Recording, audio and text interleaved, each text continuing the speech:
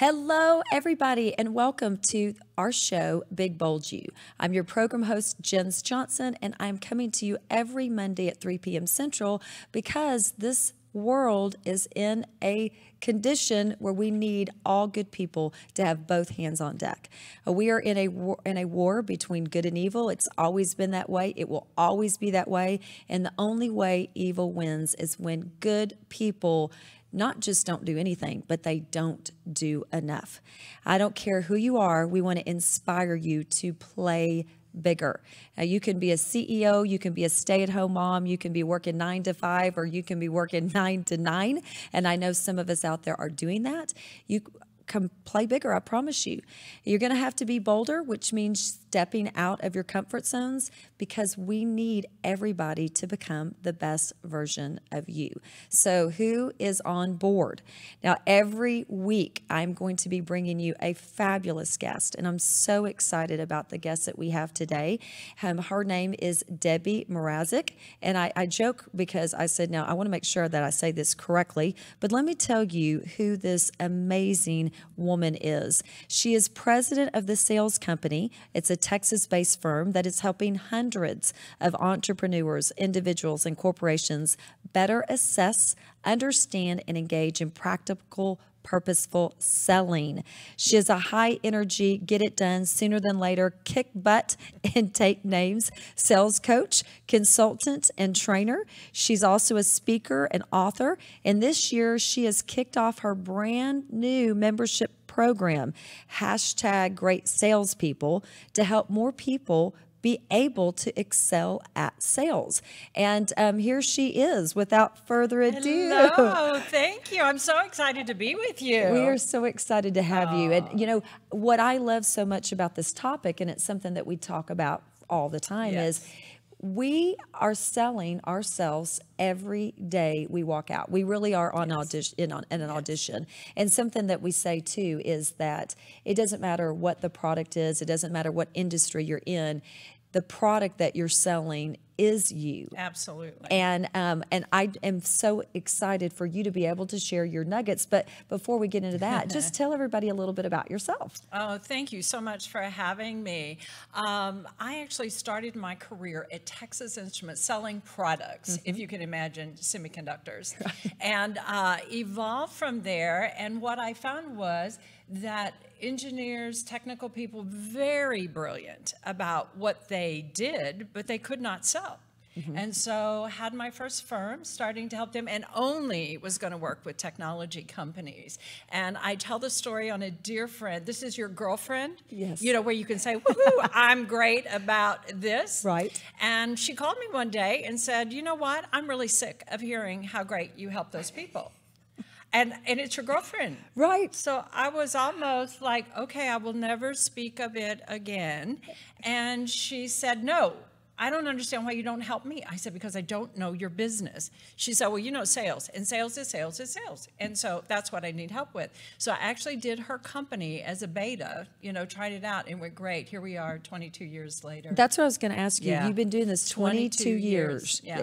And you know, what has been some of the most fulfilling part of what you've been doing with people? You know, one of the questions I ask people when I go into work with them is, how much do you want to do? What I didn't realize at first was people were terrified of me, and they would just throw out a number. So I give them an exercise the first weekend. They go and they do it and they come back and they're like, oh my gosh, I really do know. Say maybe they told me they want to do 500K a year, which is great. But they go and they do this exercise and they come back and they go, but I know about 2 million. I'm like, listen, I'm good either way. Do you want to do 500K or 2 million? Either way, let's go. And so what I find is most people really don't realize what all they know and what all they could do. So they dream about things, or maybe they even talk about it at cocktail parties and stuff, but they don't really believe it. So showing them how they can really make that dream of what they weren't able to speak to others, they were like, oh, that's too big, to make that come true. That's I love. Well, one of the things that I think is so important is every one of us has our own wheelhouse. Yes. And sales, I don't care what your wheelhouse is, sales is part of that transaction. It's part of the process of making us that money, making us successful. And to your point, a lot of us, listen, we can talk really well. We can have a good time. There's a lot of things that we do, but we don't know how to sell effectively. So I think it's really important for us to share. And when I say us, I mean you, Debbie. Oh, so it's all on me. Yeah, for us to share. Yes. If you are sitting there in your career and you've got greatness within you, but the missing piece of that puzzle is the sales piece. How does someone connect with the right people to help bring them and help that cash register ring regarding sales? Because, the thing about business is when people have an idea for their business, they may spend a lot of time, for example, if it is a product, a physical product, doing that, that's great. You have to have that. But, getting their accounting set up, their whatever. But the truth of the matter is you have no business if you do not have sales. And yet what most people do not address before they start their business or begin is sales. They do everything but. And so do you, when you sit down with your clients, and I know we've got a great picture of you and your client, and I don't know, Ziggy, we're going out of order. So, but Ziggy is so smart and he's so amazing and great. He's going to show us a picture of Debbie and one of her clients. Oh my gosh, this is Dr. G, Dr. Helen Gibson, and she's we do a program with Goldman Sachs. This are 10,000 small businesses. Goldman Sachs has a program to help 10,000 small businesses, and I do the sales and marketing I love that. for them. And this was one of our wonderful recent students. And she's scholars. And she's gorgeous. She and is you magnificent. are gorgeous. Y'all look beautiful. You look beautiful. She's great. In there. This is actually her photographer. Oh, Walter Johnson. Isn't he great? Yes, he's amazing. And so that she gifted me. I love that. Oh. But so you get these clients, Yes. and the clients come into you, and this is what I think is phenomenal, and this is your gift. But what's the first thing you do when you sit down with the client and say, okay, listen, I'm going to take you from here to here, but talk to us a little bit about the steps. Bet. So basically, I want them to know I'll take them wherever they want to go, and probably then some. But the first thing we do is really look at what they know. So for example, who are your customers? Seriously. Have you written them down? Do you have a plan, a forecast, something? In fact, that was why I wrote my book, A Field Guide to Sales, was to help people with a forecast. So if you have your customers, are they your customer just for today, just one time? Or do they come back? One of the things you've kidded me about is my relationship with my clients. Well, I really believe in the lifetime value of the clients. So first of all, we have them look at who their customers are. Can you do anything else with them? Have you done everything you could possibly do? Then what are the proposals that you have outstanding? What are you really doing with those? Then who are your suspects? Who are your prospects? And how are you mining that? And I have something I call the rule of 250, that each of us know 250 people. I actually ask you to write down who are the 250 people you know and who do they know that can help you. So without you doing any sales, making a call, going to see somebody, that if you told Jens, what I'm looking for is people that are really intentional, purposeful about doing their sales, and they're not quite where they are. Who do you know? And Jen says, oh, this is my friend Suzanne James. And I can introduce you this afternoon. I haven't called her, I haven't emailed her, I haven't had a meeting, and you're introducing me like we've known each other forever. Get to it. And see, this is the magic that I think people don't realize is people think they've got to know all this by themselves. Yes, but they you do. don't. You don't have to know all this information. No. You have to know where to find the people Yes. that know all this information and the resources. You know, one of my favorite sayings is I say you can't succeed alone. Nobody Absolutely. can. Right. But everybody, and I'm not talking about everybody, but the majority of people are trying to do it all by themselves. And here's a question I want to ask you is when you sit down with your clients, do you find that your clients have a 12-month sales plan?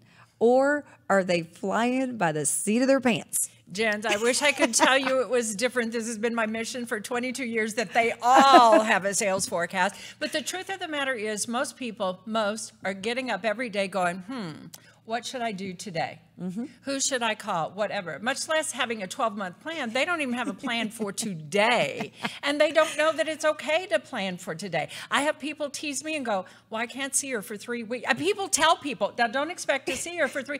Well, it's just that I have a plan. That's right. You know, I want to see you, but we have a plan. You know, we're not going to wake up on Thursday, be twiddling our thumbs and go, boy, I hope we sell something today. And I think it's really important, everybody out there, that you're picking up on this because one of the most important skills I believe every successful person has to have, and they do have, is that ability to plan, do, review.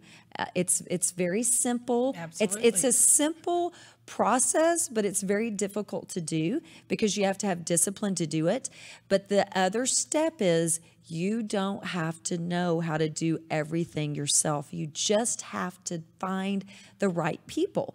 And you can't do it alone. Absolutely. So once you go through, and you've been doing this working with private clients, and then you also work with companies as well, don't you? I work with corporate America, those big public companies. You know, having a background that started with Texas Instruments and understanding that, it's kind of like what you're saying about, you know, finding someone. Yes, those companies look huge. They have 60,000 employees, but there are groups within each company, and it's a group of 1, of 5, of 10, of 15. It's not 60,000. Right, exactly. And so persons like myself who are, you know, corporations that are just one person, you know, we can bring great value to those people. And I think that there's a trend. As well as the private. That's I'm exactly. saying both, yes. But there's a trend right now where corporate is going outside because they realize the specialties, specifically like you have, Absolutely. they don't have that within their company.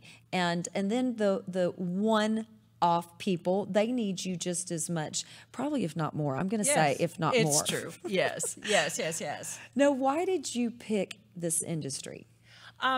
I have a thing that I didn't realize I was doing this when I was young, and so I'm teasing you, but it's true that I really was selling semiconductors and working for Texas Instruments in Lubbock, Texas, while I was going to Texas Tech. But I have just said yes. Where somebody says, you know what, Jens, I think you should come do this with us. Jens, I think you should help. And that's what people would do to me. Well, it was like, okay, either I have time or I'm looking for a change, and I would just say yes. And it just evolved to doing accounts payable, customer service, inside sales, outside sales, and then here we are. That's right. And so there wasn't, and this is one of the things I tell young people that I mentor, there wasn't a grand plan in the beginning, like I'm going to, and I do admire that there are people in the world who knew at 6 years old, you know, they were going to be the math teacher or the doctor. I love that, but it was not me. That's correct. So it's just been a series of saying yes to things that has led us to this place and has just provided just an extraordinary career. Well, that is one of my favorite pieces of advice as well, is just say yes. Say yes and figure it out along the way. Absolutely. Because life is like a maze. There's one right way in, there's one right way out, and its success happens in action. And when you say yes, either magic is going to happen and it's going to gel, it's going to feel right, or it's not.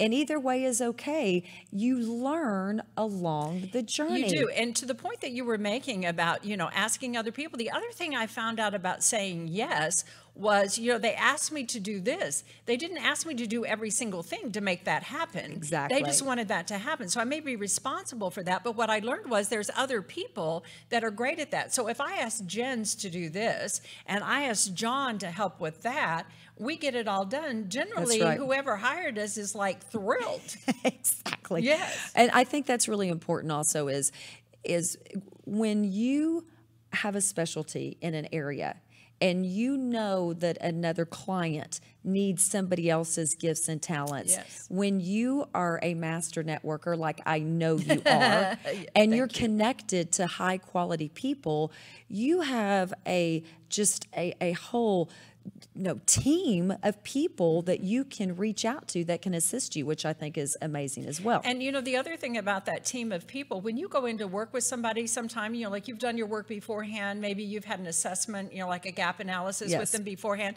So you think you know what you're going to do with them, but then you get in there and they say that one little thing and you go, oh my gosh, I didn't realize that, but I do know.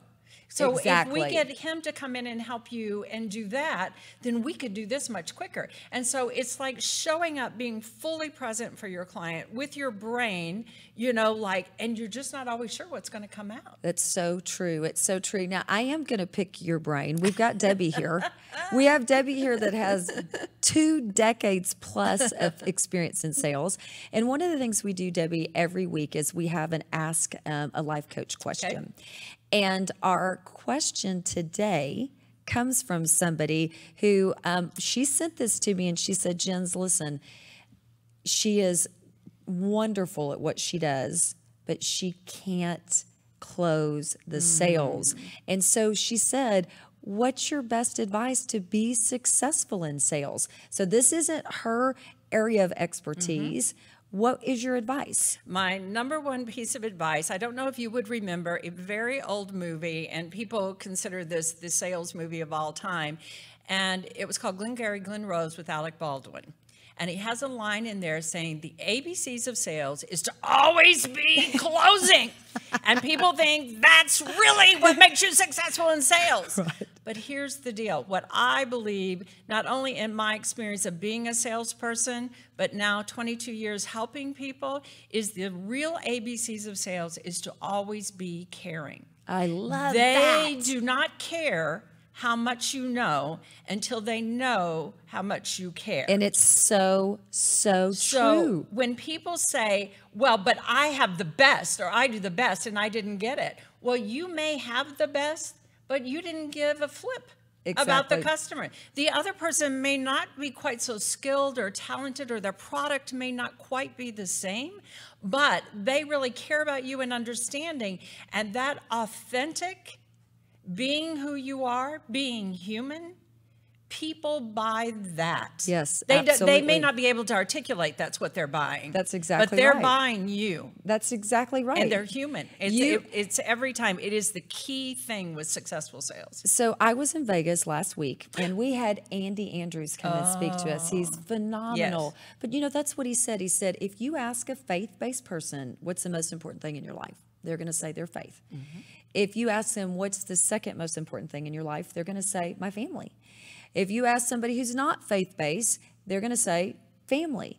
And if you ask about people's families, you touch them at that caring point, because it's how do you make other people feel? And that's one thing I'm just going to say, anybody that knows you, Debbie, you make everybody feel like $1 million.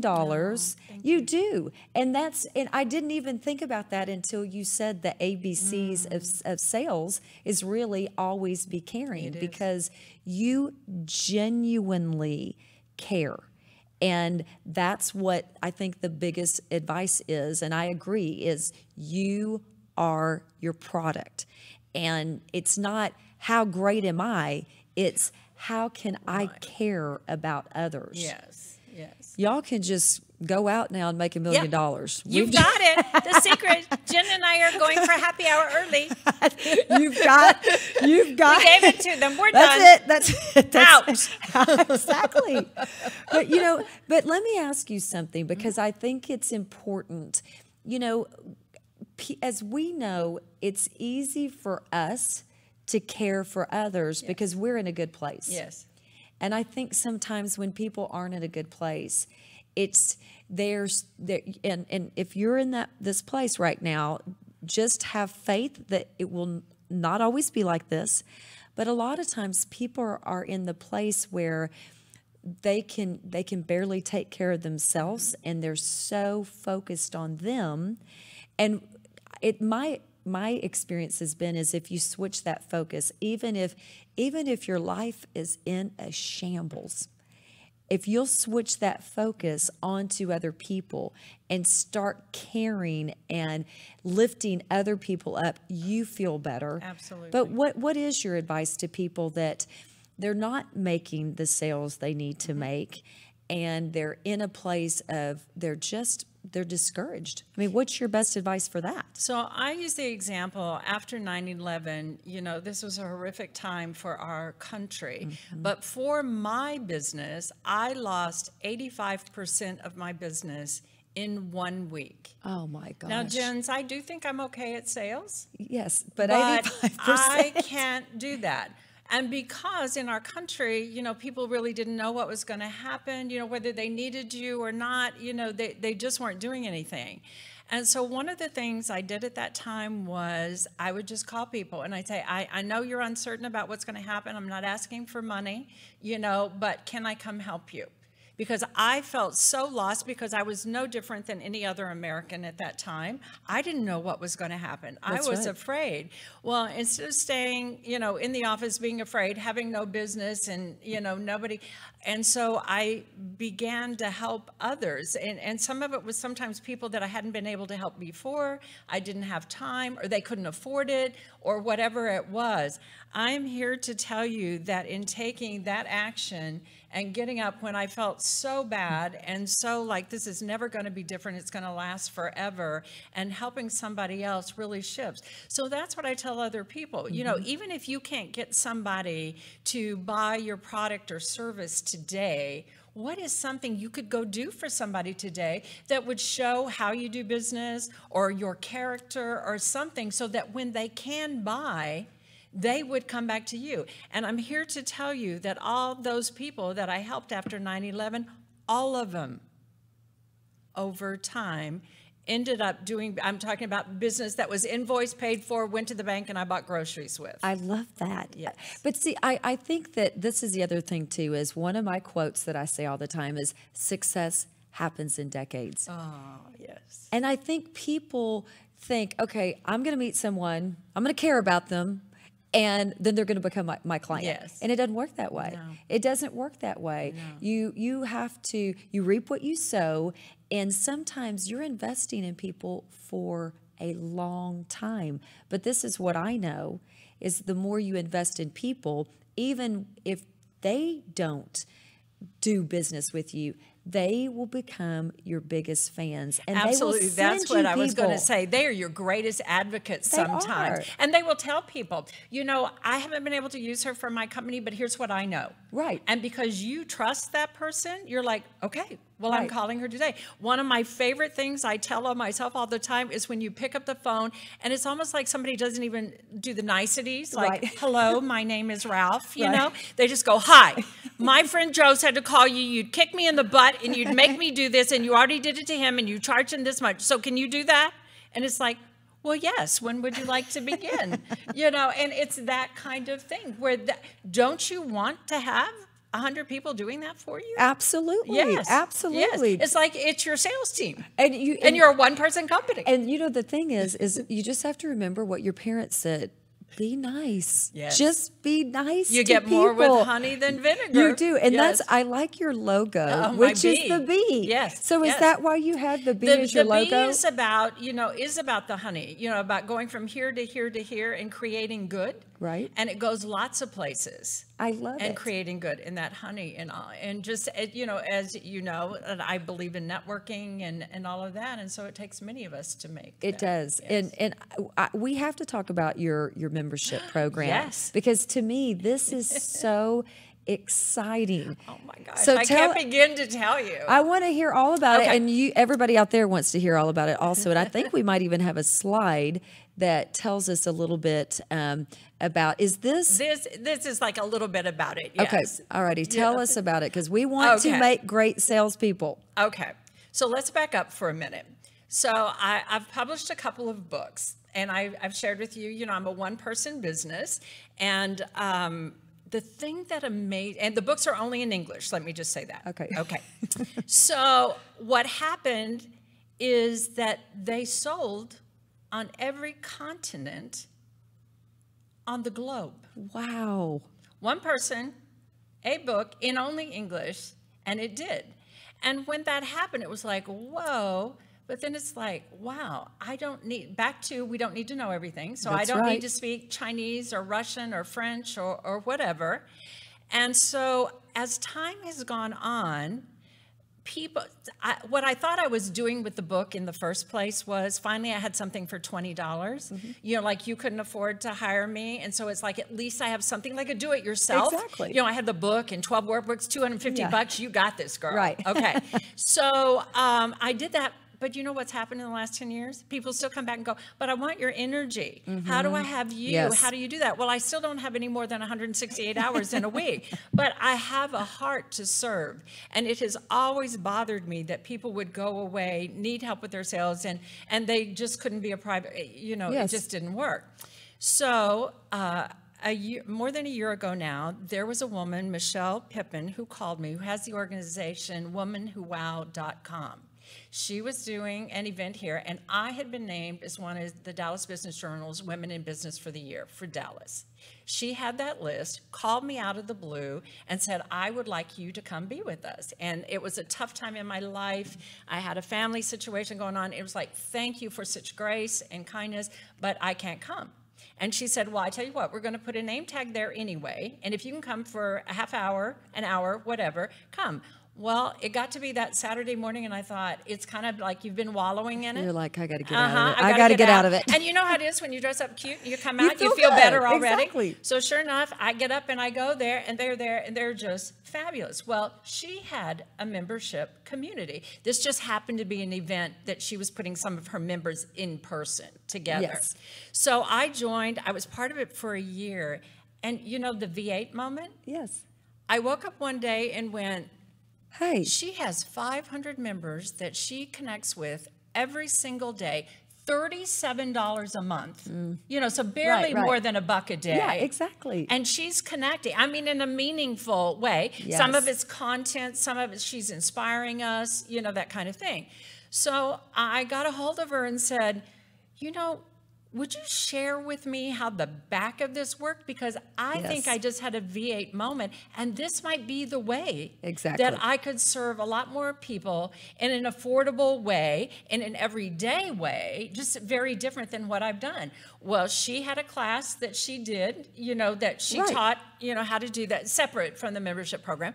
And so we did that, and Great Salespeople was born. So in January, we started it as a beta, and so we've had about 20 people for 6 months. Some very, very experienced, been doing sales and stuff forever, some newer, some beginning. And so we are ready to kick it off. So we have a goal of having 500 great salespeople from all over the globe who speak English for now, unless the technology lets them translate for them. And they do. And so what we're doing is we're trying to bring value and content on sales to people. I love that, because here's the thing is we have to come together, and we have to have a community. Yes. You have to have a community. And I think daily discipline is one of the most important things that we have to do before we realize success. Yes. And let's face it, folks, most people have not mastered the daily discipline. Yes. They just haven't. Myself included. And none of us are gifts on perfect. some things That's and not right. others. Yeah. None of us Yeah. are perfect. Yeah. And when you have that community, which I think is just genius, I love what you're doing, because there are people out there right now that, we both know this. You have to invest in yourself to grow. Yes. And to succeed, you're paying a lot of money. You have to invest a lot of money in yourself to succeed. And at the very beginning, people don't even understand that. They don't believe it.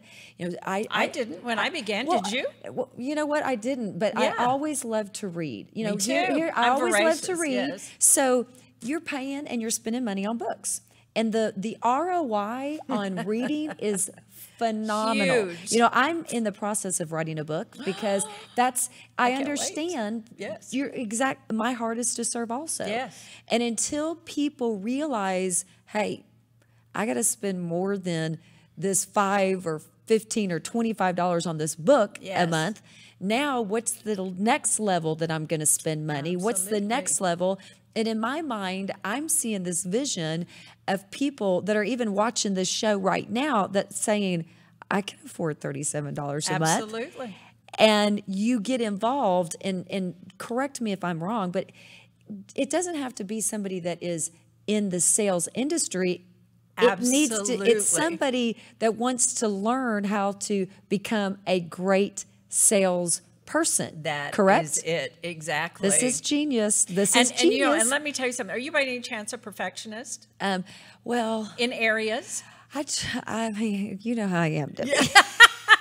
Well, here's the deal. So this is what's great to know. When you're doing something new, Yes. many people don't get started in their business. They may have got all of that done, and this gets back to the sales, you know, that they Right. don't do because it's not perfect. Exactly. Because I don't know everything yet. So even though Michelle helped me get my membership site up, and I've been in beta, so kind of June 1st, I was like, oh, you know, I intended to do, back to the discipline, Right. I was going to do this, and I was going to do, but I did this, but I didn't. And so I'm feeling kind of bad. Well, you know what? Guess what? We go and we ask the people that have been in the beta, they're happy as clams.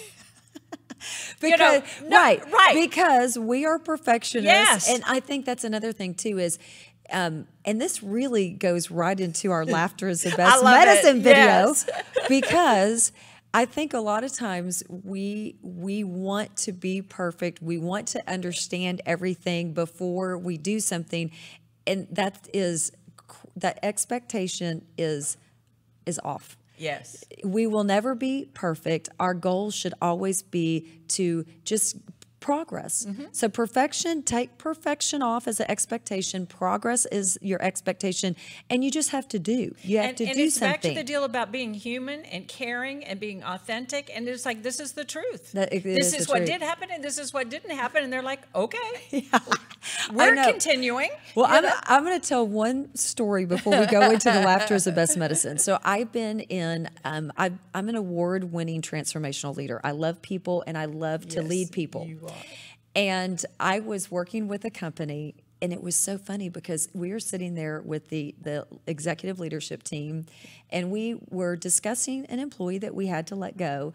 And some of the executives were saying, well, let's use this as a reason, or let's use that as a reason. And I said, why don't we just tell the truth? Yeah. Why don't we just tell the truth why we're letting this person go? Because we're doing them a disservice if we don't share, because everything is a journey. We're learning, and people need to know. I mean, we don't know what we don't know.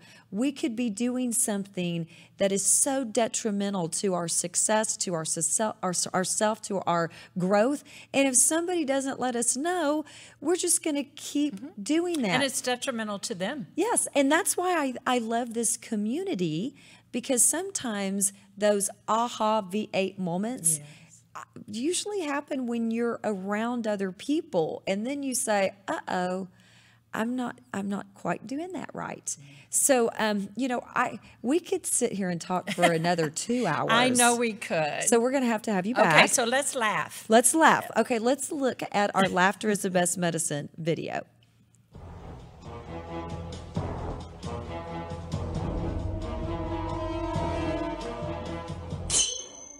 Americano.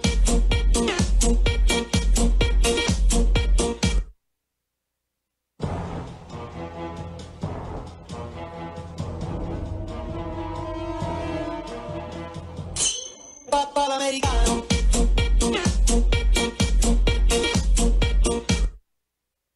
So I love this video. It is priceless. I love this video because I think it's exactly what we're talking about, that a lot of times you're going to go to the chalkboard and you're going to see things in life. You have no idea what the right answer is. You're going to look to a friend. And how cute is it that that little boy was saying, it's 5, it's 5. But the other little boy said, okay, let me just put my little hand on there. And that's what it's all about. Absolutely. And I think that one thing I love so much about you is you are always smiling and you are always laughing.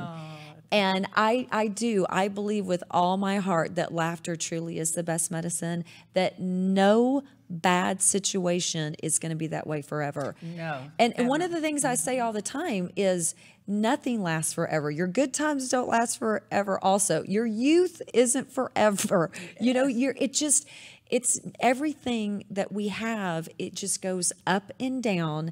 And when the times get tough, you've just got to laugh, and you've got to realize that you can't take yourself so seriously. And you don't have to laugh by yourself. Exactly. Yes. Tell somebody what you're going through. Yes. You'll be amazed. And the other thing is, when you share it, no matter how bad it is, you know, and they laugh, you feel better with the laughter, but you find out they've been through it too, and you're like, no. And I think that's one of the things that is great about your membership community as well is, listen, I've got a really good friend of mine, and we've done a lot of crazy things together. We really have, because that's what girlfriends do, right? They do. And we laugh all the time about all of our mistakes that we've made, about all of the really kind of unkind things that people have done or said to us, because we think, oh my gosh, well, you know, they're having a bad day and it makes us laugh, but it's important. And what you're doing is so important. Thank you. And that's really one of the reasons why I wanted to have you on the show, because we need everyone out there, and that is you. It's you out there. We all need to play bigger. We need to become the best version of ourselves. We have to step out of our comfort zone. And regardless what industry you're in, whether you are in a philanthropic area, whether you are in sales, share this with someone, because we want to help people always be caring. So Debbie, thank you so much. Thank you so much, Jens, for having us. Thank this is wonderful. We can't wait to have you back. I will come. And until we meet again, be big, be bold, and be you. Bye-bye.